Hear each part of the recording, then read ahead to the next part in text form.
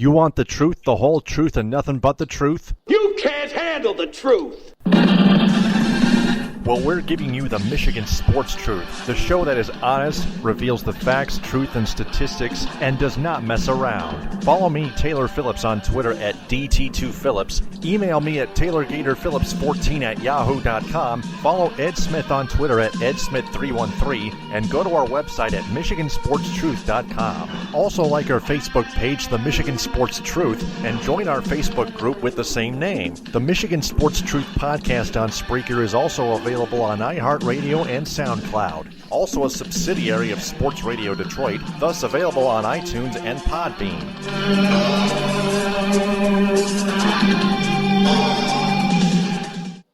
This podcast is particularly not for entertainment purposes, and the views expressed by the host of this podcast are opinion-based. However, they do not come without facts, research, statistics, and truth, whether other people like it or not, and no matter how harsh or complicated it may be. This is the Michigan Sports Truth, and nothing can ever stop it from being correct. Hey there, Michigan sports fanatics, and welcome to the Michigan Sports Truth, episode 260 on Spreaker. I'm Taylor Phillips, along with Frank Vazner. It's just the two of us again. Ed Smith decided not to show up. He decided to back away like a fucking coward.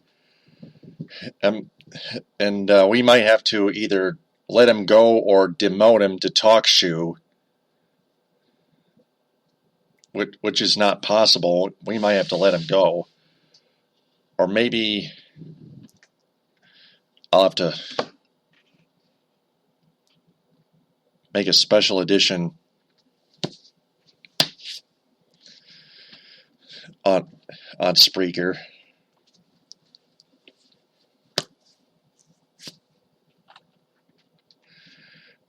But anyway, Frank, how's it going tonight? Going all right, man.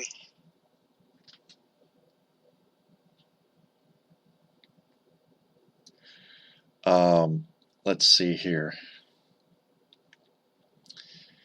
Let's just get the fuck started here. Got tons to discuss. Edward set up a nice long format, and he just fell out on us.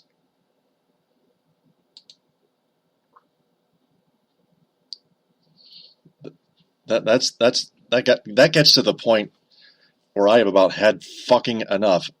I've about had more than enough.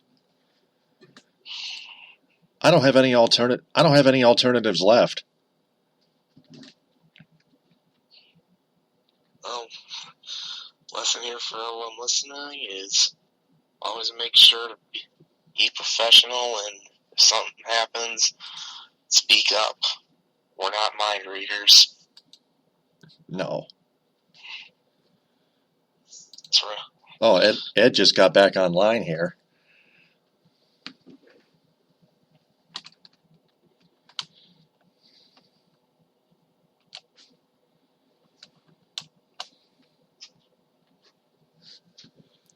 I'm going to try to reach him one more time.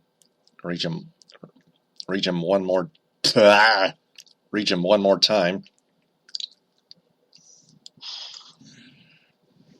Anyway, we got a lot of Red Wings to discuss. Pistons.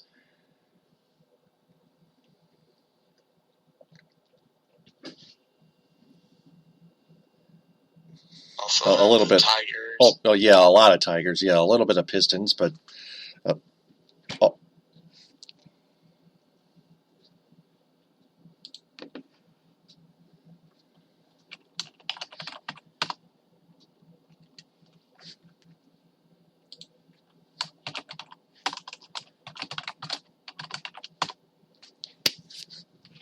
Ed just messaged us back in the group chat.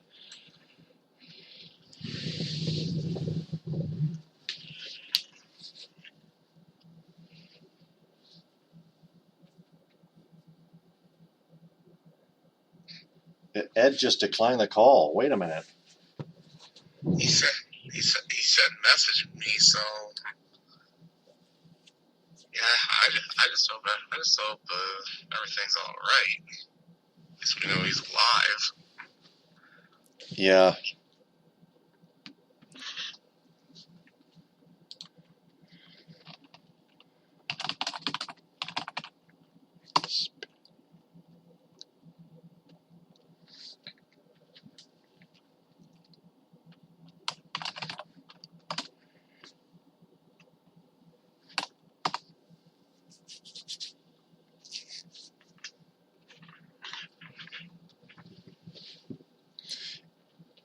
Okay, it's connecting.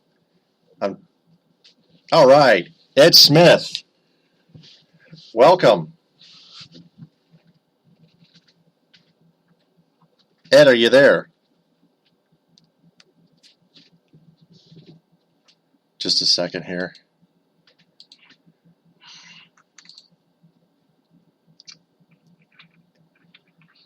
Hey, Ed, we're already on the air.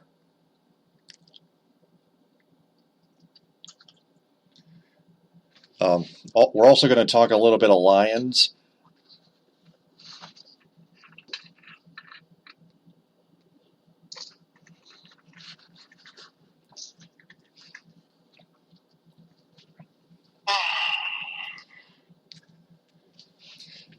And including Matthew Stafford's contract extension negotiations, plus the team unveiling new uniforms, which doesn't mean much, if anything.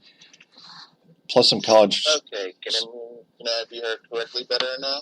Yep. Yeah, yeah, good evening. Good evening. Welcome, how's everybody doing? Apologies for my being late. Yeah.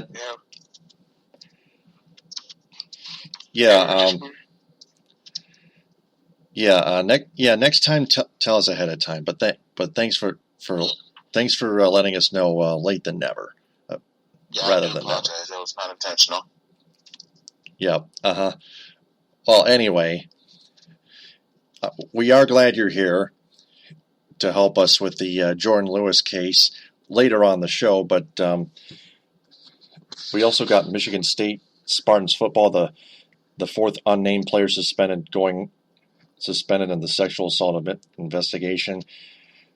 Got some good men's basketball news. Miles Bridges and Nick Ward. Of course, the Jordan Lewis stuff and DJ Wilson and Mo Wagner. And then 5 questions.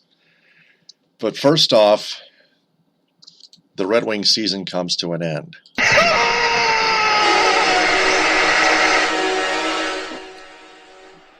They lose their last 2 games, 3-2 in overtime to the Montreal Canadiens, and they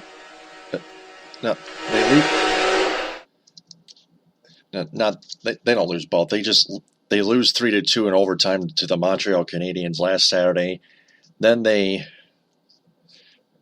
clobbered the New Jersey Devils 4-1 because the Devils didn't have any momentum, any continuity with them at all. Those are the last 2 games ever at Joe Louis Arena. And in the Devils game, Riley Sheahan finally scores 2 goals. He also scored the final goal at Joe Louis Arena, so yeah, I guess he etched his place in history. I guess so. Those are the only 2 goals that he scored. Would have been an entire goal or something. Not the only person ever to do that. Mm-hmm. So that puts the Red Wings at the 6th NHL worst instead of 5th, because now the Red Wings stand at the 7th overall draft pick, pending the lottery, which is coming up April 29th at 8 on NBC and NHL Network. And then later this week, General Manager Ken Holland and Jeff Blashill have been retained by you-know-who, Chris Ilitch. You are pathetic! Chris Ilitch gave Holland a vote of confidence and has faith in Jeff Blashill as head coach, all without explanation. he says it was a tough year. That being said, he has a lot of confidence in Holland and Blashill. See, this is the problem here. Chris Ilitch is too loyal to fire anyone that's employed, especially in the front office with both the Wings and the Tigers. So, and it's plain simple. The only way that things will change is that the Ilitch family sells the Wings and the Tigers, especially the Red Wings. There were 2 articles that explain the whole story, one from Helene St. James and the other from Sean Windsor.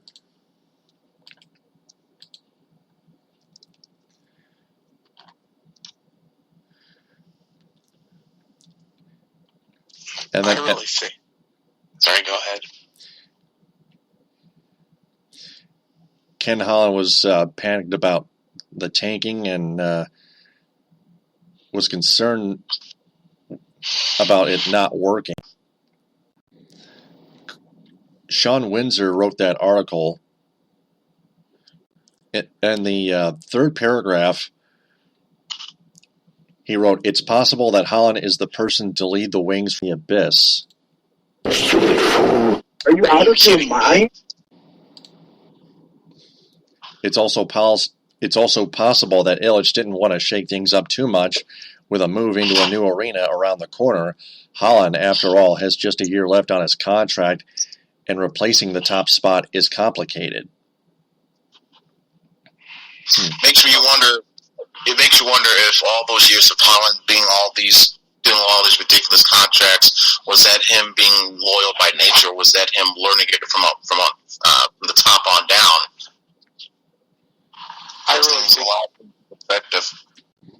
really think it was him being loyal by nature, because I do remember an article written by Jeff Moss of the Detroit Sports Rag saying bad contracts like Andy to Jonathan Erickson, Justin Advocator, Dan Cleary, to name a few of them. And, of course, you pay us, but when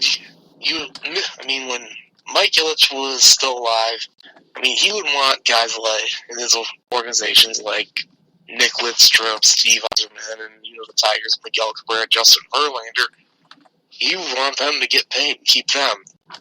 But I think Moss said this: do you think that Mr. I really gave 2 shits about how Erickson and Cleary? I don't think so. I think it's all by nature. And with Windsor saying that Holland's the guy to lead him out of the abyss, that's bullshit right there. Yeah, definitely. Ken Holland talks a lot of BS about Jonathan Erickson, Dan Cleary, and all the young guys. Ken Holland also said in the article, quote, "Nobody wants to see a rebuild." That is a totally asinine statement right there. Are you out of your mind? Rebuild? Eric, state of another alibi. Or on behalf of the whole entire fan base. It's stupid. Exactly. Where is your Us fans don't want to see a rebuild. rebuild. Look, this team has no direction. Look, if you were tanking to try and get better players in, at least that tells me, hey, we're trying to get better, but we got to be bad to good. Holland is refusing to rebuild. By him refusing to rebuild, this team has no direction, has no future, and that's something that's really pissed off the fans, including myself. And I've said it time and time again. Holland is at the root of the problem. He's got to go, and he's got to go now. Because I said it before, he was basically given the keys to a Lamborghini, was told how to fix it, how to drive it, when to work on it, given all the instruction, and he still found ways to fuck it up. That was after the Red Wings won the 1997 Stanley Cup that snapped their 42-year Stanley Cup drought, mind you. And of course, Ken Holland won the Cup in 98 and 2002 and 2008. He won 3 Stanley Cups, not 4. Well, let me tell you why he won them. Because he had most of the 97 team coming back. And most of that 97-98 squad was built around Steve Yzerman and the 1989 draft, which I've said time and time again. They had one of the greatest defensemen to ever play the game in Nick Lidstrom, and also Sergei Fedorov. Those were pieces. Yeah, he had those guys. And plus, it was an uncapped era, too, when he had guys wanting to come there and falling at his feet. And plus, also when the Wings traded for Dominik Hasek, Holland didn't have shit to do with that trade. That was done entirely by Hasek's agent, Rich Winter, because he said, Dom wants out of Buffalo, and the only place where he'll accept a trade to is Detroit. And the 2008, Dr. Zetterberg, that was mostly thanks to Dr. It was one of the best scouts in the business. In fact, it was one of Jeff Mott's articles again that Hawk and Anders said, you got to draft these guys, and I'll get to it later. And he about fucked that too. Right, because didn't he get Zetterberg with a 6th round and Dotson was on? It was vice versa. Right. Either way, he almost had it was a chance he could have fucked that one also. So who knows? We could have 1 cup less of the total that we currently got. Yeah, it was basically like how the Patriots got Tom Brady in the 6th round of the NFL draft. Yeah. This is they listen, to the others around him. So not just Brady himself, but obviously it was the best decision they ever made. But they also needed others around them that had it not been for conventional wisdom, might not have been put in a great position for those Super Bowls. Not to say what you want about how New England might have done it, but without getting some of those pieces that they needed through the draft throughout the years, they really have those 5 Super Bowl rings regardless. The answer would be no. True. Such ridiculousness out of Ken Holland in totality. And I'm afraid it's going to continue for at least another year. Ken Holland, thankfully, is into the last year of his contract. Hopefully, the Ilitch just sell the friggin' franchise before Holland's contract expires. Otherwise, the Ilitches may sign Ken Holland to an extension, regardless whether they miss the playoffs or not. I mean, that's basically going to drive this franchise deeper and deeper into the bowels of hell. And then that's where it's going to take those so-called 10 to 15 years to rebuild that Holland claims it's going to take to do a rebuild, when in reality it doesn't.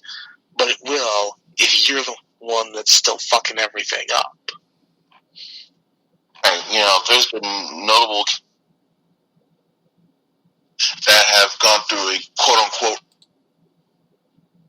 this landing, 3, maybe 4 years max. Case in point, the Pittsburgh Penguins a couple years back, they won the Cup in 2009, but they didn't get complacent. They even ended up replacing the GM and the head coach that had gotten them to that Cup.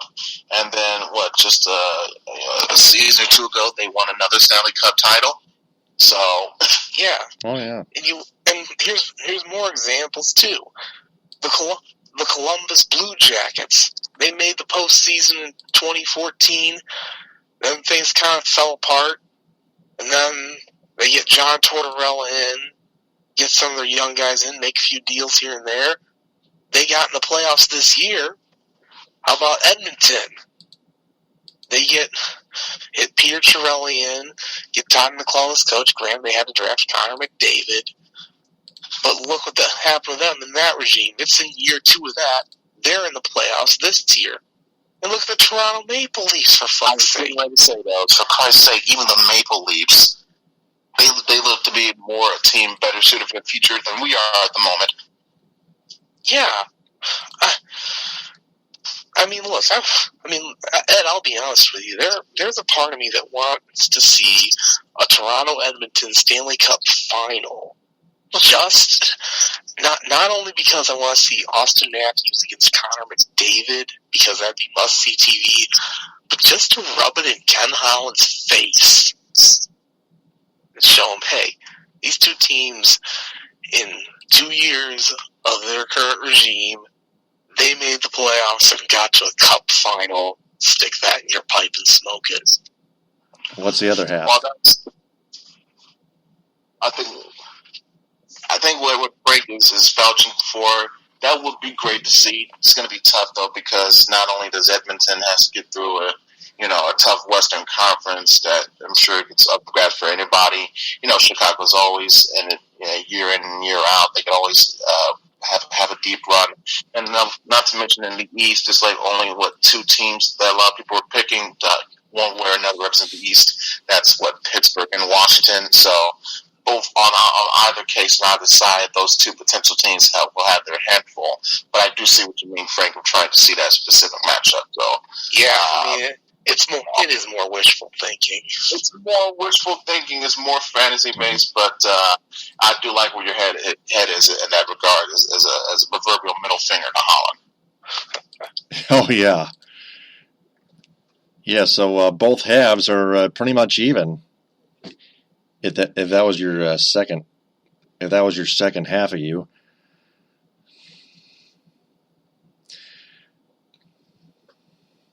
So, other than the NHL draft lottery, Prashant Iyer published part 3 of the next 18 months the Red Wings rode back on my birthday, which I'm now 33.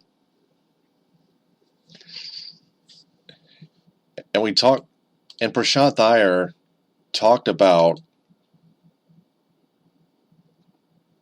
what's going to happen during the 2018 offseason, NHL free agency involving Larkin, Tyler Bertuzzi, Tomas Nosek, and Peter Mrazek. Then he showed the graphs of Dylan Larkin, primary points per hour and line ice time, his drop in production.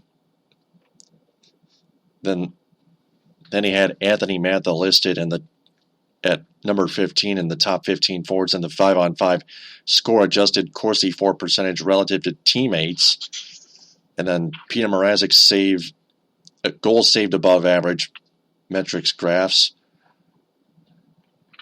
And win threshold percentages. And his explanation on that and what kind of contract in the future that Prashant Iyer targets for Peter Mrazek, which was an average annual value of $5.5 million. He'd offer a 3-year, $15.8 million deal, average annual value at 5.27, which would take him through age 29. Then Tyler Bertuzzi is at number 19 in the top 20 list in the U22 AHL forwards and 5-on-5 estimated primary points per 60 minutes. Then he mentioned Marc-Edouard Vlasic and John Carlson and showed a graph from onthepuck.blogspot.ca,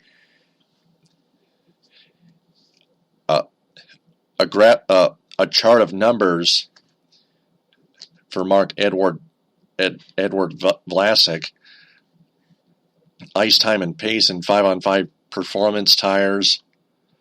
Then the one buyout player, which was Jonathan Ericsson, Prashant Iyer mentioned, because the buyout would result in a cost of savings of $2.8 million in the 2018-2019 season. And Ericsson would be an unrestricted free agent after 2019-2020. Said the buyout of Ericsson would be contingent on him still having the capacity to play and thus not eligible for long-term injured reserve. His contract is not subject to cap recapture penalties, creating an opportunity for the Wings to free up his roster spot for a young defenseman. Prashant Iyer has Philippe Hronek, Billy Sarajarvi, and Joe Hicketts on the roster. There's still the possibility of Jordan Sambrook and or Dennis Cholowski develop into players worthy of an NHL roster spot, but he just mentioned Dennis Cholowski. Frank, you and I discussed Dennis Cholowski being signed to a 3-year entry-level contract by the Devil himself, Ken Holland, or the Devil's son, rather, on the Red Wings side. Yeah, and because I think we mentioned that Cholowski remains too much of a project, and Holland wanted him to stay in college for 4 years and work on his game, and obviously that's not going to be the case anymore. But you know what? That's something that we're going to have to wait and see what happens. I mean, Philippe Hronek is somebody who has done fairly well in Grand Rapids in limited action. I do know that he had a shootout winning goal the other night against the Charlotte Checkers. So we'll have to see how he does next year. I mean, Ville Sarjärvi, I want to say he is playing in, I'm not sure if he's in Grand Rapids now or if he is still in juniors. Last I knew, I think he was playing with the Mississauga Steelheads of the Ontario Hockey League. But I've heard some good stuff about him. So let's see how those guys do. And as for Eriksson, you mentioned the buyout. I do want to remind everyone that the way the buyout works is it's 2/3 of the remaining contract spread out over double the length of term. So if in that case, I believe Eriksson would have 2 years left, so they take the 2/3 of what's left on that deal and then just spread it out over 4 years. But I know Prashant's mentioned it would save them $2.8 million, and honestly, I do think to the point where you're better off just paying the guy to not play for you because he obviously is not good. And I believe he also mentioned, and in part one, Nick Cromwell being on long-term injured reserve, so that probably means that we've seen the last of him. Yeah, parts 1 and 2 have mentioned Nick Cronwall and Prashant Iyer's crystal ball going on the long-term injured reserve starting next season. Yeah. The old Johan Bronson treatment. Oh, yeah. Yeah, and that's basically just to avoid a cap recapture penalty if he decides to retire, because he'd be over 35, and because in the collective bargaining agreement, and teams that sign guys to long contracts over the age of 35, if they retire early, there's a recapture penalty that goes against the cap. But the only way to get around that is to, if the guy gets injured legitimately, you LTIR him, and then that doesn't count against the cap, and there's no penalty. I mean, in Franz's case, he's obviously had his concussions, so he's got something legit. Cronwall, I mean, his knees have been pretty bad, so we'll just have to hope that they can go that route with him. Yeah, both Franzen and Cronwall may have to retire sometime in the near future, but separately. I doubt it would be. I think like something would be similar to what it would be unfortunate to wish upon, but it would have to be something similar, because let's be honest, the real reason we haven't seen much of Franzen come back is the fear of something even more drastic happening because of the repeated head trauma that he's gone through, the multiple concussions. So while Cromwell has gone through his injury share, his lion's share of injuries is nowhere near as potentially serious as compared to what Franzen has been dealing with. Yeah, because Franzen's had like 10 concussions in his career. Cronwall, I think, has just had knee problems. So I understand it's not as serious. But I mean, there's other players who have gone on LTIR for various injuries. I know that Chris Pronger, he went on. Philadelphia put him on long-term IR with various injury problems, and they ended up trading his contract to Arizona. But of course, he is now in the Hockey Hall of Fame and a member of the NHL's Department of Player Safety. So, I mean, that's just another example of someone who's had injury problems and didn't technically retire, but just got LTIR'd. Speaking of LTIR, Tomas Tatar is out 4 to 6 months after shoulder surgery. He's probably going to be out of the Junior World Championships, but he might be back for next season with the Red Wings. Time will tell. May, June, July, August, September, October. I don't think he would be if it's 6 months. He'll probably miss a month or two of this. He Shouldn't be so long for too much of a long-term effect.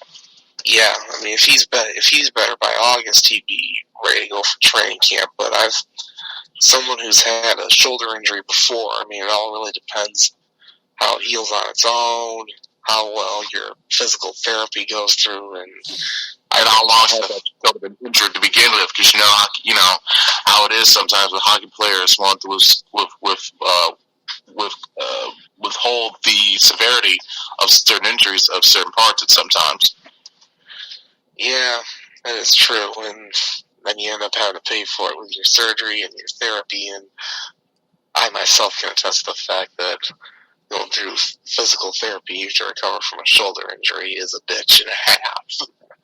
All right, for just us normal schmells, let alone being contracted athletes for professional sports teams. Kind of like karma's a bitch for Chris Illich and Ken Holland and Al Avila.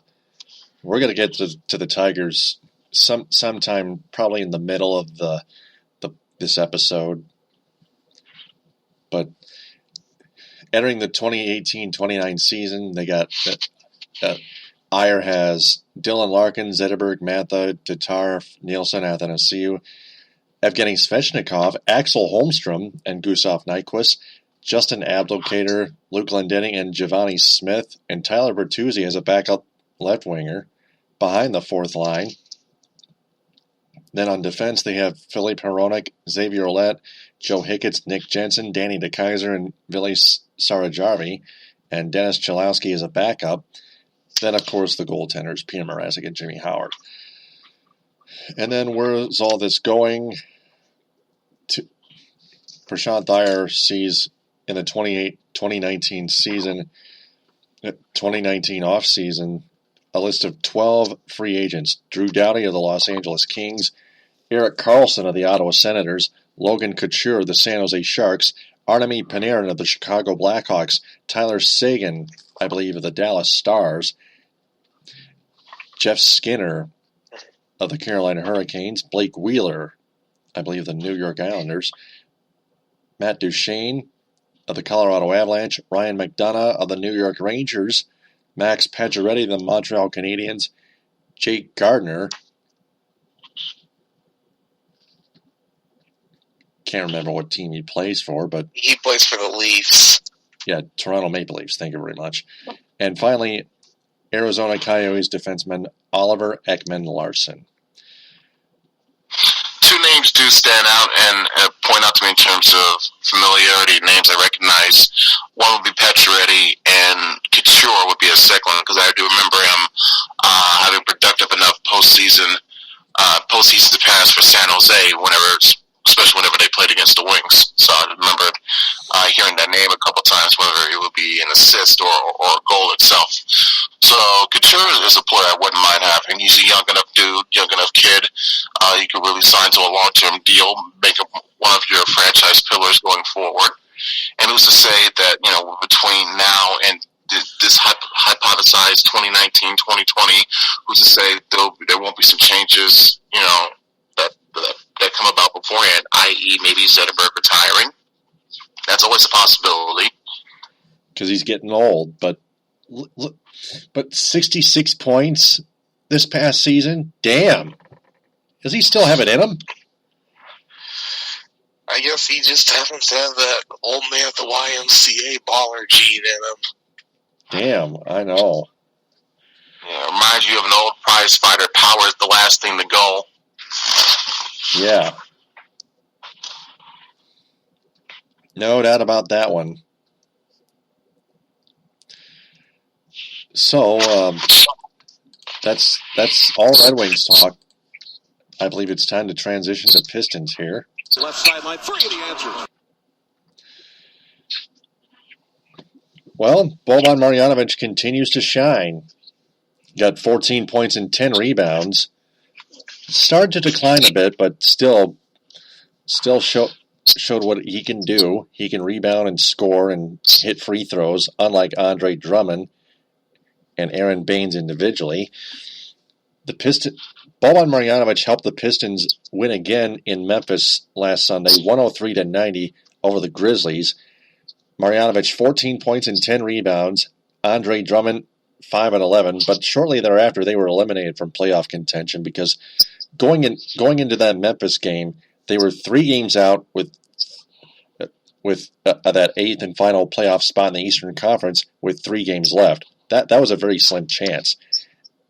And then the Pistons returned home to the Palace for their last game ever in that premise, and their defense was atrocious as they lost 105-101 to the Washington Wizards. Andre Drummond 10 and 7, Boban Marjanovic 8 and 8 because Stan Van Gundy didn't give him as much playing time in the first half as we expected. He gave him some playing time, probably 20 minutes, but Boban may have been rusty or just tired because of that, because the Pistons were playing back-to-back games. They're playing last Sunday in Memphis, and then back home on Monday. That's the night after against the Wizards at the Palace. And then they had Tuesday off, 1 day of rest before going to Orlando to wrap up their season. They lost again, 113-109 to the Magic at Amway Arena. Boban Marjanovic, though, drew 2 and 1s late in the crucial moments of the game, finished with 14 points and 11 boards, while Andre Drummond 9 and 14. That's a reason why Stan Van Gundy was saying, quote, Andre Drummond needs a sense of urgency, while Boban Marjanovic is doing his damn job. The last 4 games, Stan Van Gundy had to sit out Aaron Baines completely, which is a very smart move. Finally, but too little, too late. Far too little, too late, especially when they're on the verge of and eventually would be eliminated from playoff contention. You would have hoped or would have liked, preferred to have seen Boban get more chances and get more minutes early on. So, huge missed opportunity by Stan Van Gundy. Hopefully, seeing how Boban has done, it would give him his own proper motivation of trying to play him more and more often for next season. As for Baines, he sent out a tweet saying thank you to Pistons fans for a great season, saying he'll be looking forward to doing better next year. Who knows? That's if he'll even be back, because isn't the option to buy out his contract still there? They're not going to let Boban go. That's a good thing. Here's another good thing that's possible. Aaron Baines may opt out of, may decline his own option and sign elsewhere.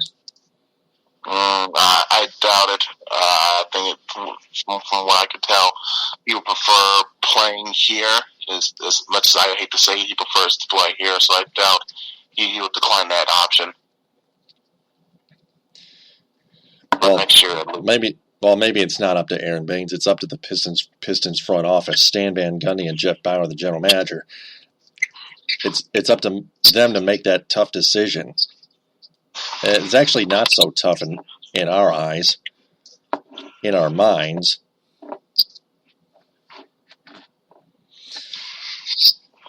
Aaron Baines just hasn't been that backup center that we wanted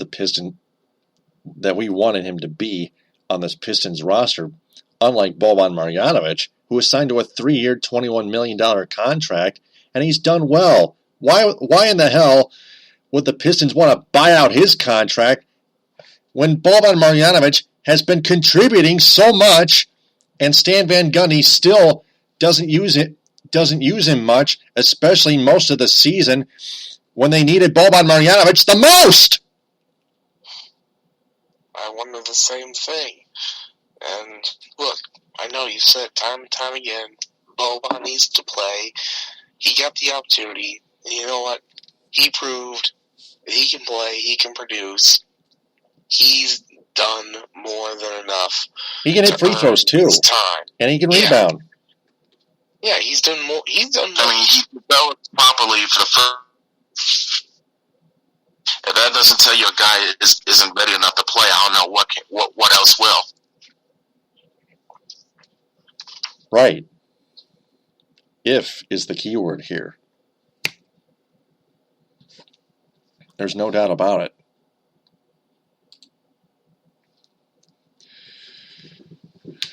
So you got to hang it. So keeping Andre Drummond and Aaron Baines is just stupid. But buying out Boban Marjanovic is suicidal in the center position, as Jeff Moss would say. Yeah, I think they're going to have to let Baines walk. They're just going to tell him, hey, it's not Baines' option. It's their It's the front ops. It's the front office's option. Yeah, they're just going to bring him and say, look, Aaron, we appreciate your time, but there's no room at the end. But think about this, though, as a scenario. Let's say they do, by the way, to manage to dump Drummond's contract. And let's say they don't get a quality enough center to replace him. Well, you would maybe be forced into a situation where, either Baines or Boban will have to be your starting center, and then the other will have to be coming off the bench anyway, purely for depth purposes. So you almost force yourself into a pickle in that situation. In that case, there actually is no pickle. If we dump Drummond's contract, I know that there's a situation between Boban Marjanovic and Aaron Baines to be the number one center, but without the shadow of a doubt, Boban Marjanovic has proven to be the better center, far better than Aaron Baines. No question. He deserves more playing time. It's just, if you're ready to... And in that particular case, Boban Marjanovic should be the number one center, period. If it came down to it, I prefer Boban in any shape or capacity to get more playing time than Baines, but I'm not so sure I'll be ready to commit him, myself personally, for him to be the number one center full time. Personally is the key word here. I mentioned personally that I think my own personal issues with Boban, he's not exactly the fastest player to be running up and down the court, especially for your starting center. Could leave yourself open to some bad transition on your defense side of things, i.e. not having that great protection already set up in the paint near the rim. So that could be a bit of a problem per se. That's what I'm hoping. That's what I'm saying. If you're going to really get rid of Drummond, you got to find a well enough, quality enough replacement that is athletic enough to get up down the floor with the right amount of speed, not be so much of a detriment at that end in terms of setting up your transition defense.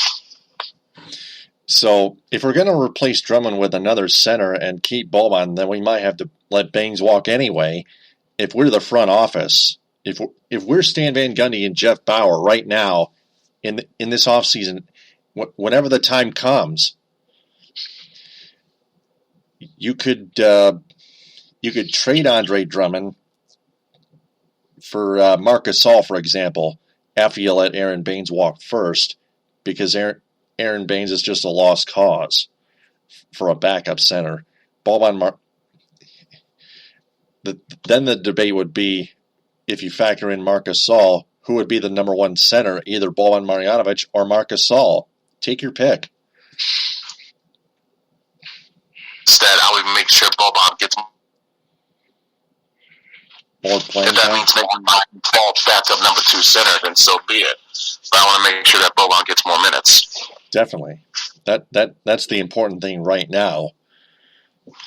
Because the center position is one of the most important positions in the game of basketball. But you mentioned Boban Marjanovic not running fast. that's on Stan Van Gundy to try to develop that. So not all of it, but some, at least a chunk of it, maybe half of it, can be on Stan Van Gundy to try to develop Boban to run faster, but the other half is on Boban to run fast himself. Yeah, I mean, honestly, I wouldn't mind a scenario where Marc Gasol and Boban Marjanovic are the team centers, and then you kind of make them a 1A and 1B, and you can give them about the same amount of playing time, give or take. Well, definitely. Ed, wouldn't you agree? Yeah. In that scenario, yeah, Marc Gasol is the starter, Boban is primary backup. Would not have a problem with that scenario, or even something similar. I've seen some fans mention why not go for a Brook Lopez to replace Drummond. That could be a similar scenario as well. All right, Brook Lopez, I'll take him. How about you, Frank? I wouldn't mind Brook Lopez either. That should be a bonus question, folks. That's going to be no surprise whatsoever. So going to the point guard scenario, we got this Reggie Jackson stuff here. The Pistons. Most of us say that Reggie Jackson has got to go. I'm going to give him another year. Because he's been dealing with a knee injury a whole entire season. It's not exactly the easiest thing to overcome. I don't know what's Drummond's excuse, but if you're Reggie Jackson, you at least have a valid reason. Yeah, that's a good point. I actually agree with you, Ed, because Reggie Jackson did not play the entire season, not even 70%, mind you. Or maybe close to that, if we can estimate that a little bit better. But Reggie Jackson, coming off that knee injury, was having a frustrating time on the court, and it all broke down since his return. Pistons have been losing a lot of games. Before that, the Pistons were on a roll.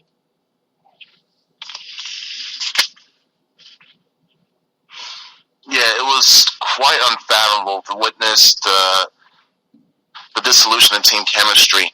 You have to wonder, was that caused purposely by Reggie, or just a lack of miscommunication from Reggie to his teammates, or something else entirely? But it was quite unsettling to see the team go from, wait what happens when they're full strength to they're full strength and then they fall apart. So it's quite discomforting to see that take place. Yeah, it was. I mean, I'm not so sure Reggie Jackson deserves another shot. I mean, I've even had people say move him to the 2 guard because KCP's not the answer there. He's a shooting guard, by the way. Not a point guard, but a shooting guard. Yeah, I mean, I was saying, I had people say that Reggie Jackson needs to move to the 2 because KCP's not the answer there.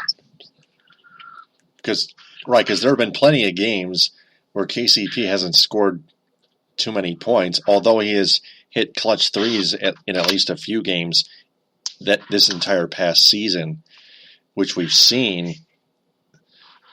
Those were game winners in Portland, Toronto, at home, for instance. It kind of ranges in between very good and terrible, probably like so-so. We're still not sure if KCP even deserves an extension or not. If I'm the front office right now, I'd be stuck in a mental situation whether I give KCP an extension or let him walk. Maybe I could give KCP a somewhat fair qualifying offer. I was going to say, try to find a middle ground in terms of what offer could be a start, a base offer, and then see how higher or how lower you can go to find a acceptable enough type of contract framework. That KCP won't have a problem with, and the team won't have a problem as well. Because even though, yes, we know, how ridiculous the cap is, and it's going to go up even more, is it really that much of a stretch of wanting to pay Davis Caldwell Pope $20-some million a year when you're already doing that similar with Drummond, and so far it's not giving you the best dividends or results? Would you really want to take that type of plunge again so soon with a somewhat unknown commodity? That's the real question. I think that would be fair. Frank? Yeah, I can agree with that. Yeah, I think we all agree on that. Then you got the forwards. Let's see here. Tobias Harris and Marcus Morris. Tobias Harris usually is consistent, but lately he's regressed as well. Marcus Morris as well. I think the constant lineup shifts and, starting in one game, benching in the other, that yo-yo effect, and if you should call it that, I think that eventually took its toll. Yeah, and that just somehow took its toll, took a very negative effect. Stan Van Gundy went absolutely crazy trying to shake players up in the starting lineup and the bench and whatnot before he played Boban Marjanovic the last 4 games. Going back to that, but also putting John Lohr and Stanley Johnson in the starting lineup in one game.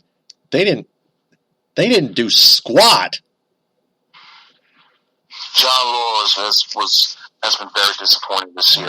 No kidding. Stanley Johnson as well.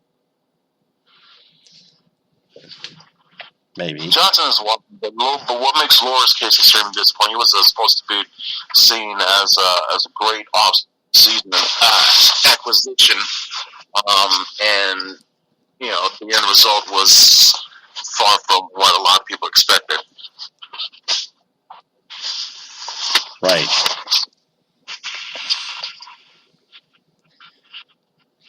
But there is one backup player that has actually excelled late in the past season, and that is Reggie Bullock. Reggie Bullock has scored double digits in the last few games. He's trying to prove that he deserves a job in the NBA with this Pistons team. I've always liked Reggie Bullock. I think I found him to be quite a reliable, dependable backup shooting guard. Could mix it up, either play at the 2 or the 3, but can definitely show to be a very reliable backup wing player. I wouldn't mind keeping him around. Right. I wouldn't mind keeping Bullock around either, because I think he's a nice bench player. I mean, just kind of what Ed said, that he could play the 2, play 3 in a smaller lineup. So I wouldn't mind having him stick around. Here's another player that Boban Marjanovic. Here's another player that Stan Van Gundy has been benching for too long. Besides Boban Marjanovic, Reggie Bullock. Both Reggie Bullock and Boban Marjanovic have proven that they are better than Stan Van Gundy has thought they would ever be. So add Reggie Bullock to that list.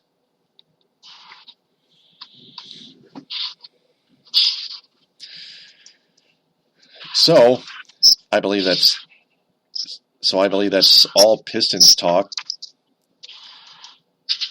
So now we turn to the team that is playing right now, the only team that's playing right now in the state of Michigan, And that's our Detroit Tigers. That one is long gone. Tigers finish winning 3 of 4 in their home opening 4-game series against the Boston Red Sox. They won 4-1 on Saturday. They lost 7-5 on Sunday, in which Daniel Norris gave up 3 runs, but Bruce Rondon imploded again before getting sent down, and at the same time the Tigers promoted Joe Jimenez. They won 2-1 over the Red Sox to cap off that series. Another grueling save by K-Rod. But in that 4-1 win, Justin Wilson picked the save, an easy 1-2-3 ninth inning.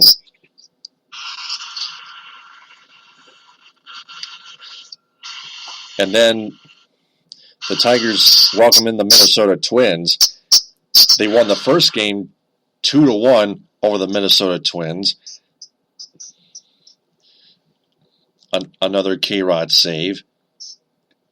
They won 5-3 in the middle game. Alex Wilson, a 6-out save of all people. A 1-2-3 eighth inning. He was 1 out away from setting up all six up and down.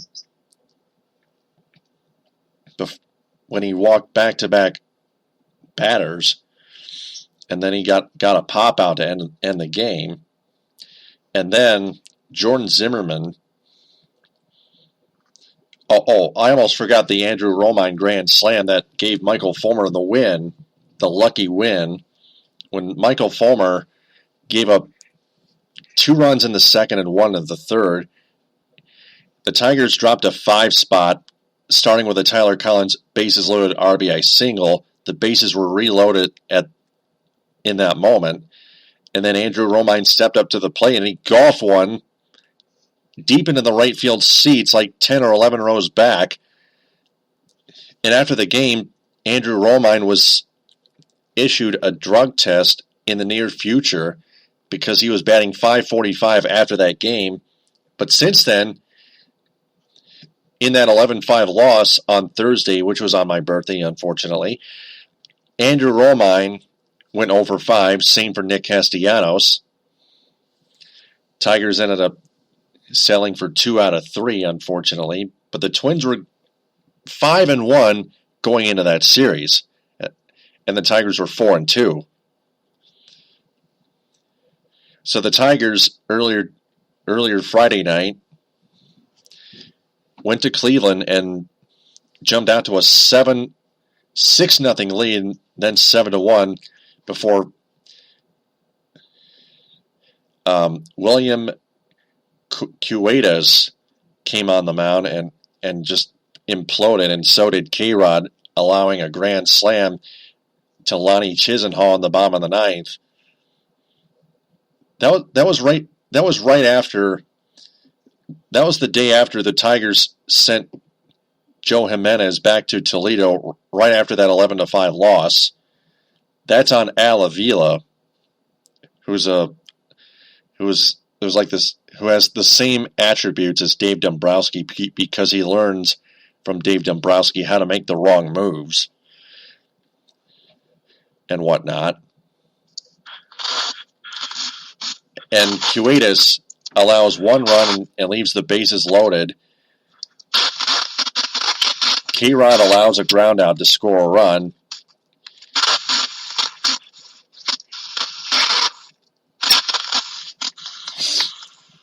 To make it allows an RBI single to reload the bases, and Brad Ausmus pulls him, and K-Rod gets the second out and then allows the grand slam to Chisenhall, and then he strikes out, I believe, Carlos Santana to end the game. which was actually a gift because that last pitch was way down low in the dirt, and Santana swung at it, which he shouldn't have. Alex Avila's son, the catcher, throwing to first for that final out to complete the transaction. Tigers improved to 8-3 with that 7-6 win. But that bullpen, though, especially Francisco Rodriguez, still already past his prime. Tigers should not have signed him to any contract whatsoever. Al Avila signing another. What are going to get? Because it seems like the other options that they have so far have not been quite enough of a great workout to become competent enough to replace him. Right. It could be anybody. It could be Justin Wilson or Alex Wilson. It's a coin flip. Both Wilsons are younger than Francisco Rodriguez, and Francisco Rodriguez has got to hang it up. It's that simple. Thing is, though, you would hope to not go into a closer by committee. Remind me if they did that a couple years back because Valverde was so bad at not getting saves that they tried that a little bit. Starting in 2012. Yeah, there was no long-term effects solution, obviously. So I would hope they don't try to go down that route again. If they're going to have one person, try their best to stick with it. Because I doubt this closer by committee is going to offer any type of long-term solution. Frank, your thoughts? That's not the road I want to go down again. Of course not.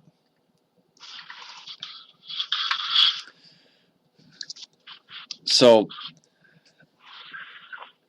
we're going to dissect the good parts of the bullpen and the bad parts of the bullpen. First off, the bad parts of the bullpen, which is most detrimental. Francisco Rodriguez scuffling as usual for us. We also got Anibal Sanchez, who we believe is the worst pitcher ever by far for the Tigers.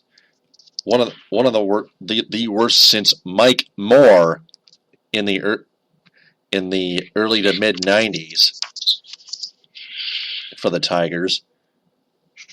I was going to say Mike Moore. They did lose 20 games in 1 year.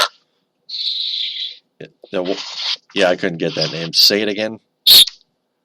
Mike Maroth. Mike Maroth, yeah, that guy, yeah. I remember him. 20 losses. For God's sake. That was in 2003.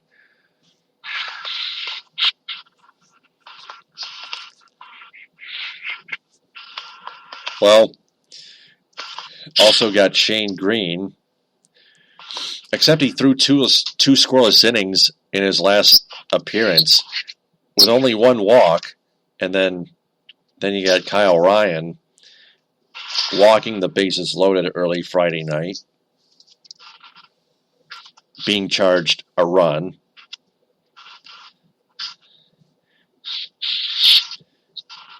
Justin Wilson allowed that ground out being charged to Kyle Ryan, but still, Justin Wilson got out of that jam in the bottom of the 8th inning.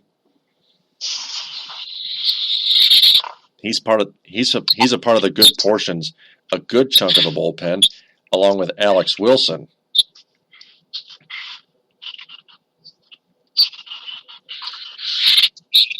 But beyond those two, and then maybe Joe Jimenez. Joe Jimenez, if they call him back up, yeah. Yeah. That part's on Al Avila. You almost want to give Jimenez an incomplete because we didn't see much of him. Yeah, but that's not his fault. Joe Jimenez pitched a 1-2-3 inning.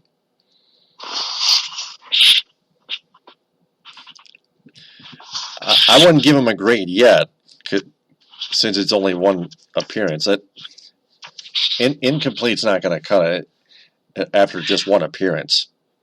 So we're going to have to wait on that. I believe in Joe Jimenez.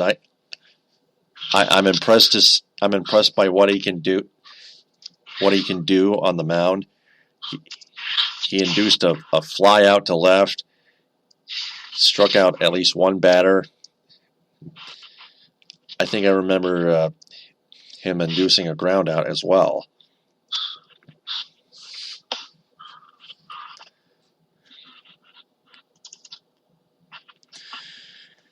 And then we got the offense. James McCann hitting 3 home runs. And then Miguel Cabrera finally hitting his first home run of the season on my birthday in the 11-5 loss to the Twins. And then a 3-run home run to pretty much bury the Indians before they came back and fell a run short. A 3-run home run followed by Alex Avila's 2-run home run. Alex Avila has had a high batting average, along with Andrew Romine, obviously. Miguel Cabrera, I think, is starting to pick it up a little bit after having such a very extremely slow start, whereas Victor Martinez is already showing he's already past his prime, hitting into a double play earlier a few hours ago to this point. Yeah, I know some people were within the group that were concerned about Miggy's production. I've always mentioned and maintained, listen, he usually starts the season slow anyway. It's been a trending pattern for some years now. Usually wait until around May or June for him to heat up to his usual self. But who knows, he might have started that trend early because when he hit the home run against the Red Sox, I think he hit another one Monday and then hit the three-run bomb tonight. So it's to steal a line from South Park or steal a line from Jeff Moss, move along, nothing to see here. Oh yeah. And for me, I really thought it was a case of just Father Time catching up with Cabby. I mean, look, we understand he's getting older. I'm thinking, well, okay, he's probably just gonna take a step back, but the 0-for-9 starts like, well, damn, something wrong with him. He's not raking like he does, and I believe he's hit 3 homers now. So see how it carries over into May and June if he can keep it going.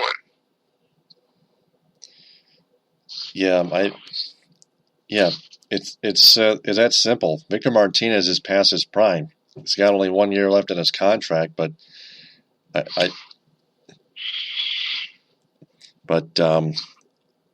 get it. It's usually wait till May or June or July to see if Victor Martinez is back in warm up again. I just don't think that's the case this year. In fact, I think Victor Martinez has worn himself out. Now that I do agree with you, especially with the numerous knee injuries that he's had to deal with for the past number of years.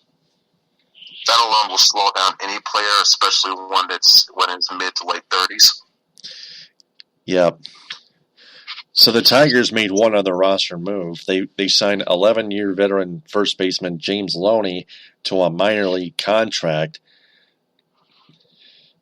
So you would think normally that Loney would be Cabrera's backup first baseman, but also keep in mind James Loney could also be a designated hitter if Brad Ausmus chooses to. If Brad Ausmus chooses. Now, I don't know if Loney is the ideal long-term solution to being the eventual replacement for Miggy, whether it be at first base or DH, but, it shows a template in terms of, okay, you will want to start building, the next person to take that baton now, whether it be a minor league deal or a young person, that's available in free agency, that type of scenario, because there's going to be becoming a time when Miggy is going to go through his decline and eventually he'll hang it up. Now, luckily, he's still at a quality enough spot, with his prime where he can still give you good production, great production even. But he is more closer, and older in age now than obviously when he was 4 or 5 years ago. So eventually, you're going to have to start setting your plans in motion to build upon that next person to lead you for the future, that next building block, that next franchise pillar. I agree with you, Ed. So the Tigers, looking at their upcoming schedule, play in Cleveland Saturday at 4:10. Justin Verlander and Trevor Bauer, and then Sunday at 1:10. Then they go to Tampa Bay and play the Rays Tuesday and Wednesday at 7:10 at Tropicana Field, and Thursday at 1:10. Then they go to Target Field and play the Minnesota Twins Friday at 8:10 and Saturday and Sunday at 2:10. So 3 interesting matchups coming up. The Tigers are already in Cleveland to start off with. You know, it was as stressful as it eventually became. It was nice to start off the season series against this team with a win because, you know, they flat out kicked our asses last year, I should say. That was a reason more than anything that, in my opinion, that led to them winning that division title was the numerous head-to-head victories that they held against the Tigers. I think overall they outscored us 106-71 when all was said and done. So it was nice to get a good jump start on that series this year. Yeah, except we had to barely hang on to win instead of routing them.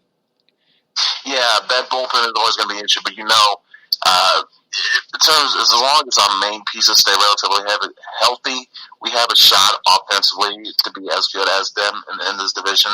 And you know how I feel about our starting rotation. It just comes down to that godforsaken bullpen, unfortunately.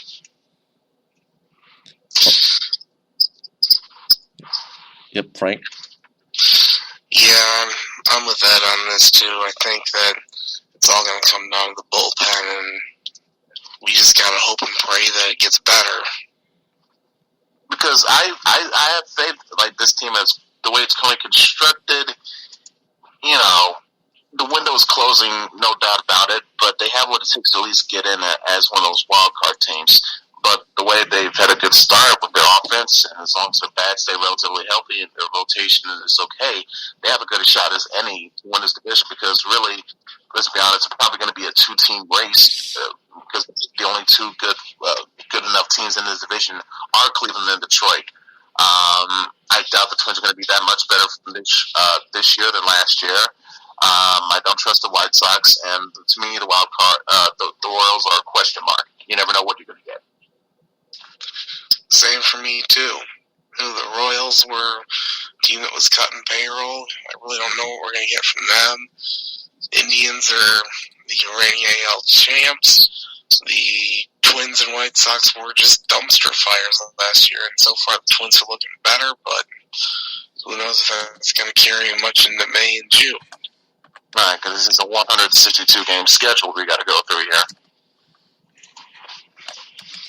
Yep, that's true. So, that's all Tigers talk. We're going to transition to the Lions now. Let's talk some football here. Touchdown, Detroit Lions! Lions President Rod Wood says Matthew Stafford's contract extension negotiations are in early stages. So, in other words, they're still in early stages. And it's got to be something that's taken this so long.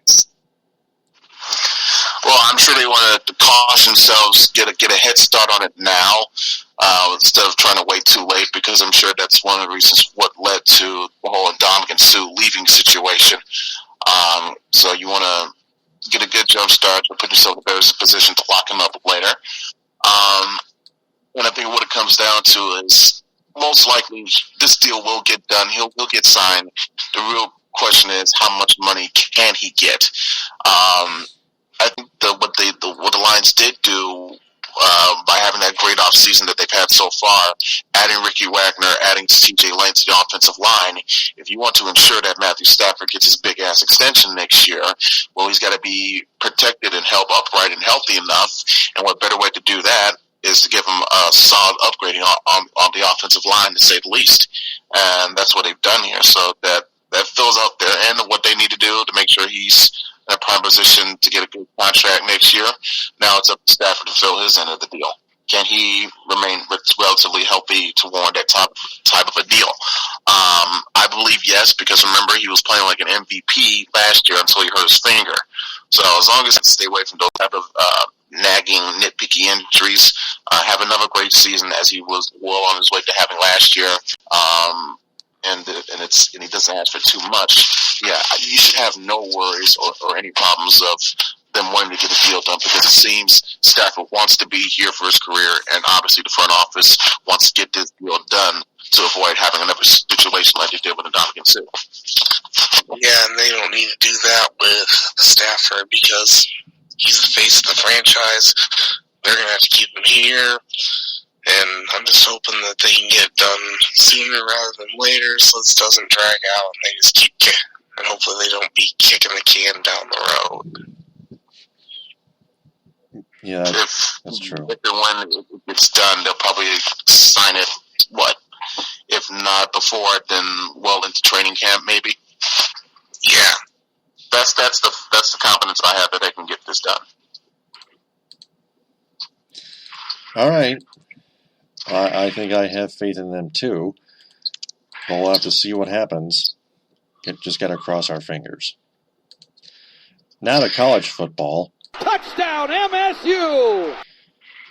The Michigan State Spartans football team has lost yet another player to a suspension, a fourth unnamed player suspended amid the ongoing sexual assault investigation. The crime solvers, doing their job, continuously cracking that developing case, and it's all becoming exposed now in the process. And Coach Mark D'Antonio is not going to be happy with any of this, period. No, it's not, but at some point, some culpability and accountability has to come through on his. He is the head coach. He is one of the head figures of that program. Some of this has got to come down on him. He's got to take some accountability for what's going on. What can he do to prevent it, to crouch down on this from ever happening again? I'm not putting the full blame on him per se, because at the end of the day, these players knew exactly what they were doing with their own actions. So at the end of the day, it comes down to them. But it does give, perception-wise and on paper, it gives a bad look at D'Antonio. Like, wow, he can't keep his own house in check. So for D'Antonio's sake, you would hope that this gets in the bud very quickly soon. Yeah, I hope he takes care of it too, because this is starting to feel eerily similar to some stuff that went on with Jim Tressel at Ohio State, and the fact that D'Antonio is a Tressel disciple, that just kind of makes you think. It's like, is he doing what Tressel would do? When there was a situation that would come up. That's a great observation. Yep. So, speaking of Michigan State, Valentine for the win! their basketball team appears to keep Miles Bridges and Nick Ward, because the freshman forwards, Miles Bridges and Nick Ward, are coming back for their sophomore seasons. Especially Miles Bridges, he was an offensive threat for MSU. Nick Ward, he was a monster. Yeah, I mean, Ward coming back was no surprise at all, because I didn't think he was ready for the NBA. So it's definitely good that he's coming back. But Bridges, I honestly thought there was a time he was going to be gone, because he was projected as a lottery pick, top 10. Yeah. And he decides, you know what? I want to come back because I got unfinished business to do. And you know what? That's good. It's good on his part. I guess he wants to make sure that his game can be better, because I guess he wants to be ready for the NBA so he can contribute right away.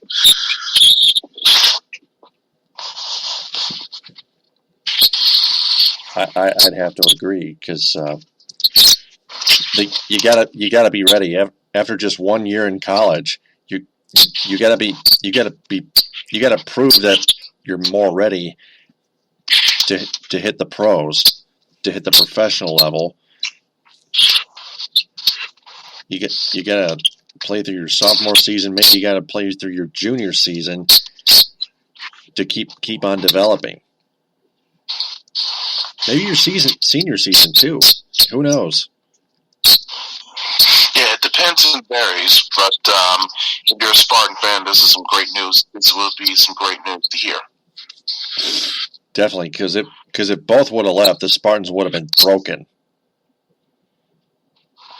Yeah, Tom Izzo would have been broken. It would have severely crippled their chances to have a productive season next year, in my opinion. Think about not even reaching the NIT in 2018. Yeah, because I think if they both would have left, that would have been a death blow. Yeah. So, transitioning to the other side of this in-state rivalry. Touchdown, Michigan! Michigan Wolverines football former Wolverine cornerback Jordan Lewis, as we mentioned earlier a while ago, was arrested for domestic assault. Now we're hearing that his domestic assault case is now heading to trial in court. Ed Smith, you have the analysis, like we promised. Basically what it boils down to is there's sufficient enough evidence from the state's perspective and for the judge's perspective that this is warranted enough to hit the trial. The trial is scheduled to begin early July, I believe.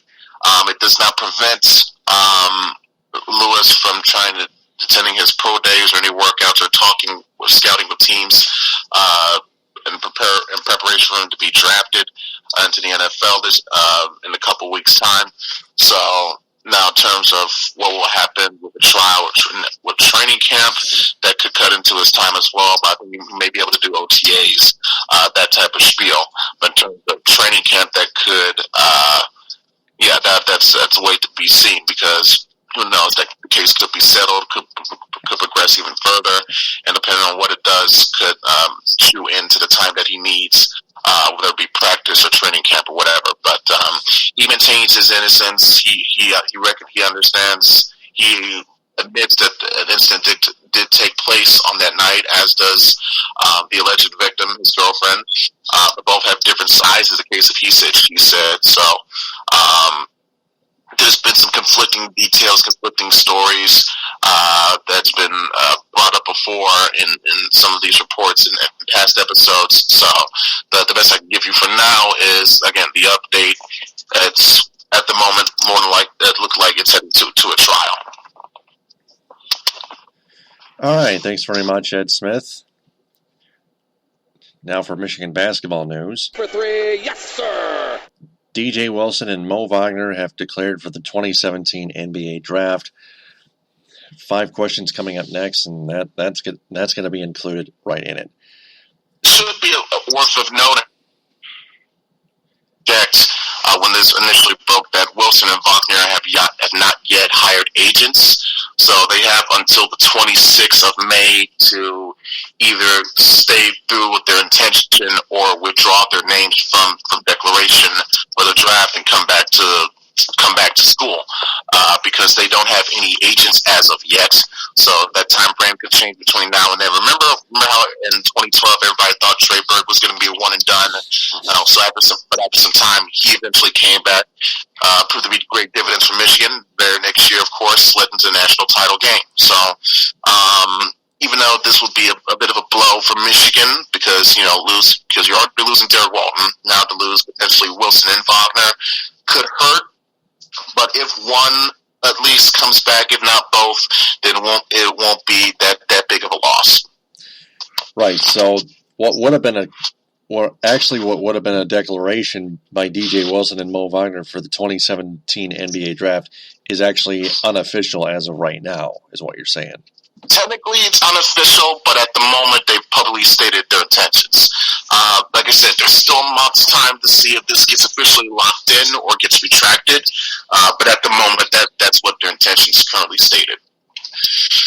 Yeah, because I think they're just trying to figure out where they would stand if they'd enter the draft, and if they don't get a good review, I think both of them end up coming back. Now, I can tell you that Wilson, if out of the two, Wilson could be the one with more potential upside. He's good athleticism. He can move up the floor, and he can give you get you good rebounds and hit mid-range jump shot.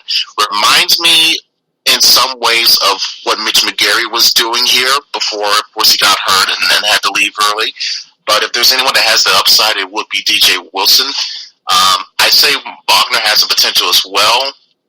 Big, tall, gangly kid, can move in the paint, has a good jump shot of his own, reminds you of a baby Dirk Nowitzki in that case. But in my opinion, Wagner would need at least another year of work to get himself quite ready, because he does have some trouble with his footwork. Moving in the post, has a tendency to travel. Isn't that ideal with his ball IQ in terms of possessing the ball in certain instances. So I would say of the two, who needs work, who needs polishing the most, I would say Wagner. So that's why, and for his sake, I hope he comes back.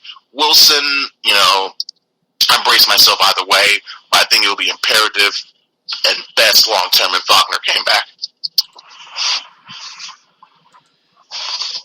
We'll have to see what happens. But it is possible that DJ Wilson and Mo Wagner have declared for the NBA draft. So, we have now come to our 5-question segment. Are you ready, gentlemen? Absolutely, Taylor. So let him rip, my friend. Yep. It's time for 5 questions on the Michigan Sports Truth. Question number 1, was the retention of Red Wings general manager Ken Howland and head coach Jeff Blashill inevitable? I'd say yes, because Chris Ilitch is Chris Ilitch. He's too loyal to fire anybody that's employed, especially in the front office with the Tigers and the Red Wings, although he doesn't get along with anybody else, i.e. Steve Yzerman, that's no longer employed with the Detroit Red Wings.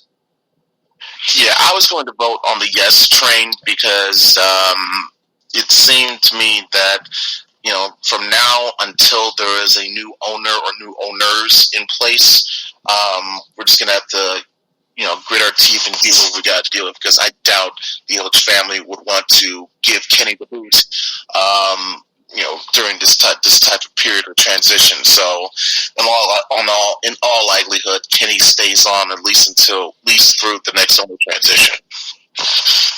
I have to agree with both of you guys. I'm saying yes. I mean, even though I've been calling for Howland and Blashill to be fired, yeah, they're going to stick around until the new owner comes in.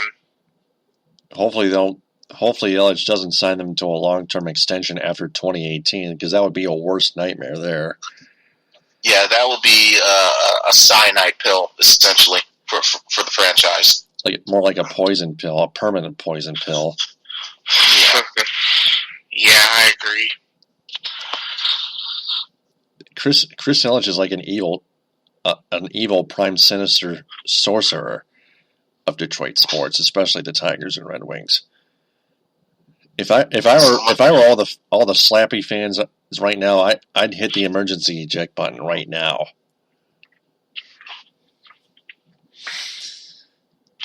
Next question. Question number 2. What's possibly next for the Pistons in the off season? Oh boy, let's see. An act of God? No. Yeah. That might be what it would take though to move Drummond's contract. In all honesty, trying to see what suitors you can get for Drummond.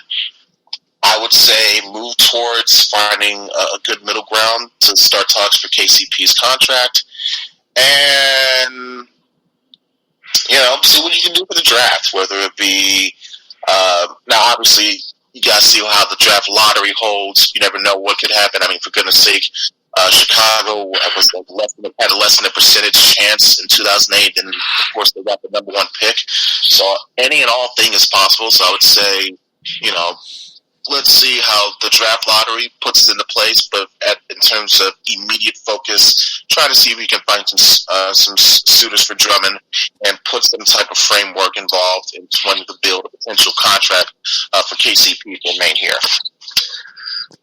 I'm going to have to agree with that on that. You got to find a suitor for Drummond. Oh, I'm thinking maybe even find a suitor for Reggie Jackson, too. And decide what you want to do with KCP, if you're going to keep him or if you're going to let him walk. And then see how you slide in the draft lottery and who he can end up bringing in on draft day. Now, can we all agree that there's no need for complete tear down and rebuild? Because I think the nuclear option would be getting rid of Drummond, KCP, and Jackson. I'm not voting for that option. If anything, if you were to ask me, I'd probably just get rid of Drummond, bring back KCP, and give Reggie another shot. But if it came down, for me personally, the worst case scenario, I would hope for it, fine. If you want to replace Reggie and Drummond, fine, but just bring back KCP. If you want to replace all three, then that tells me you're really desperate. So I hope they're not considering that option yet, if at all. Oh, it's one or the other. It all weighs down. The first priority is to trade Drummond. Whatever you do with Reggie Jackson or KCP, whatever you do with either of them might not be as big as the priority of Andre Drummond and Aaron Baines as well, and keeping Boban Marjanovic, because he's your best center right now until you get Marc Gasol or Brook Lopez, for example, like the two of you mentioned. Yeah. Next question. Question number 3. Should the Tigers have kept Joe Jimenez on their Major League roster? I say a definite big fat yes. I'm scared of yes, too. Yeah, without question, because you got to at least give the kid a sink or swim opportunity, a chance to prove himself, to see what he needs work on the most. You don't just bring him in, let him do one inning, and then send him back down. That's the ultimate cock tease in a way. So I would have at least kept him up here to see what he's got, what the potential he's got, what things he needs to show up on. But hell yes, I would have. And especially compared to the other options that keep blowing up on you, yeah, you need an arm in there, at the very least for depth. So these other so that your only remaining good arms don't burn himself out too fast trying to salvage this mess of a pen. I definitely say yes, too. I mean, especially after he pitched a 1-2-3 inning the other day. After he does that, goes out and does his job, does what you ask him to do, that's how you treat him. You send him back down. What is the guy, chopped liver? Yeah, keep in mind, the first day on Monday morning when he was called up, he didn't even pitch until Thursday. He was kept up for 4 days total, mind you, before he was sent down. Brad Ausmus and Al Avila sure as hell treated him like chopped fucking liver, and called up William Cuetas, who got burned by the Indians. And then it was all highlighted by K-Rod giving up that granny salami, Solani Chisenhall in the bottom of the 9th inning. And that proves why karma's a bitch for Brad Ausmus and Al Avila. Suck it to the both of them. Yep. Next question. Question number 4: Could the extension talks for Matthew Stafford be taking too long from the start for the Lions? Taking too long, I wouldn't say that, because this is potentially what the deal. His contract could be up next year or something like that. So I remember, right, it's a case of getting it done so you can take care of it here and now. I mentioned earlier, it's another Ndamukong Suh or Nick Fairley situation doesn't creep up on you, I should say. I have to agree. Frank? I have to agree as well. I think as long as they get it done before the season starts, everything will be just fine. Yep. This is the make or break season for Matthew Stafford, but I have faith in him. Next question. Finally, question number 5. Which teams can DJ Wilson and Mo Wagner of the Michigan Wolverines get drafted by in the 2017 NBA draft if it was official? If their declaration was official? With or without agents? It would depend on what would be the better projection. I'd say DJ Wilson seeing as a the lower level lottery pick. I see Mo Wagner maybe being a early second round, maybe mid second round selection. That's my projections on where it could go. And in terms of who that team could be in line, well, we still got to figure out the draft order because the lottery is still yet to happen. Yeah, I think Wagner is a second round pick at best. I mean, it would depend if he stays in or not and how many guys declare and how his workouts go. Wilson, I could see being a first round pick.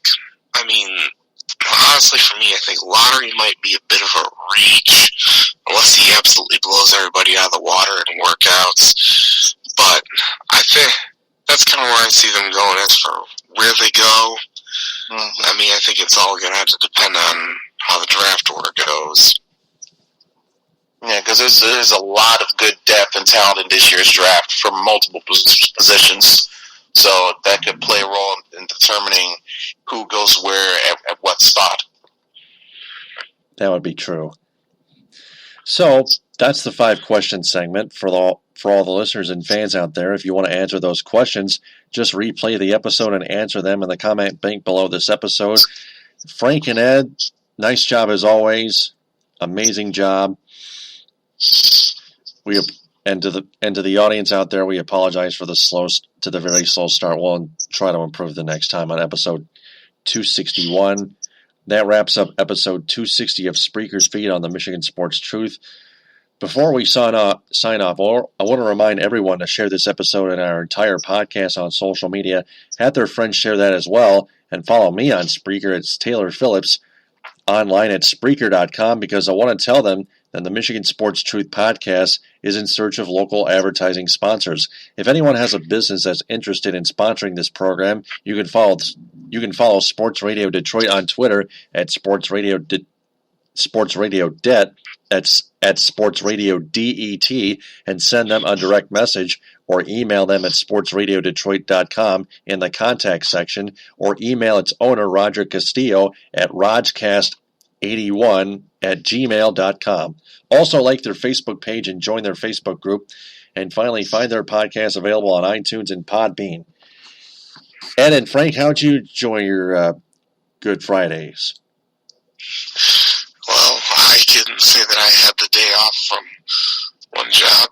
I ended up getting plenty of rest because I've had a busy week. I ended up just spending the evening, having a little fun, taking care of some stuff. And I gotta basically do a baseball game in about actually less than 8 hours from now. Yeah, same here for me. Some badly needed R&R for this weekend. Luckily, I got some UFC and boxing to look forward to. Yep, and I got to work at Ruby Tuesday at 10:30 later today. So, that's bad, man. Yeah, let's try to make it a little bit earlier than 12:30 or 1 o'clock, please. So, for Frank Vasner and Ed Smith, I'm Taylor Phillips. Follow me on Twitter at DT2Phillips, Frank Vasner at Frank_Vasner, and Ed Smith at EdSmith313. And like the Facebook page of the Michigan Sports Truth and join its Facebook group. We'll talk to you next week on episode 261. Thanks very much for listening. We'll talk to you again next week. TTFN, ta-ta for now. Bon appetit.